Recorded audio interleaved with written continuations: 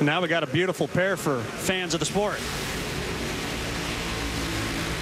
That's because it is the family force going head-to-head. Courtney will be in the left lane. John will be in the right lane. The trivia question, the first national event held at Texas Motorplex was in 1986. Only one driver who competed at that event is still racing today. Stat guy, who would that be? Well, that would be the obvious answer, John Force. But think of some of the people that were involved in the sport back in '86 who are still here. Connie Coletta, we showed earlier. Billy Meyer, the track owner. Our slacker, TV guy Mike Dunn. Whoa. Mark Oswald, co-crew chief. And Jim Head, whose son Chad's coming up. Mike, I had to say that about you.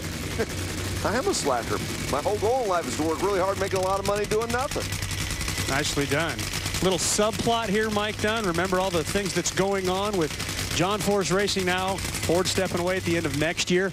Castrol getting off the side of his car after 29 years next year. It's going to be a tribute year, so that's a subplot. Well, we've always talked about team orders, not just with John Force, but with all the teams. But, you know, I always like to look at the numbers. And you look at it, there's no incentive for them based on the points for anybody to try to say, well, Courtney needs this win or John needs this win. The sponsorship issue comes up, I don't know. That's John Force. That's, you know, he's always working on those angles.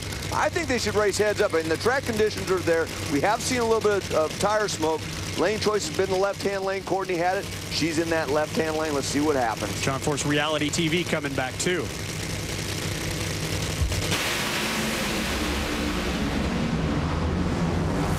How about this one?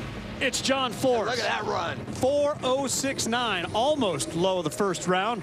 Robert Height, his teammate, went 4:06.7. I think the JFR gang got it dialed in, at least those two cars.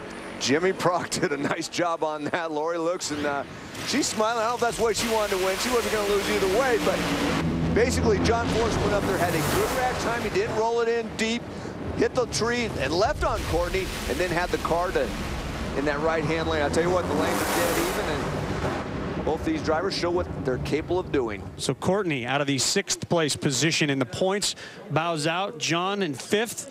Is making ground, or at least keeping pace with the point leader, Matt Hagan, who has already moved into round number 2.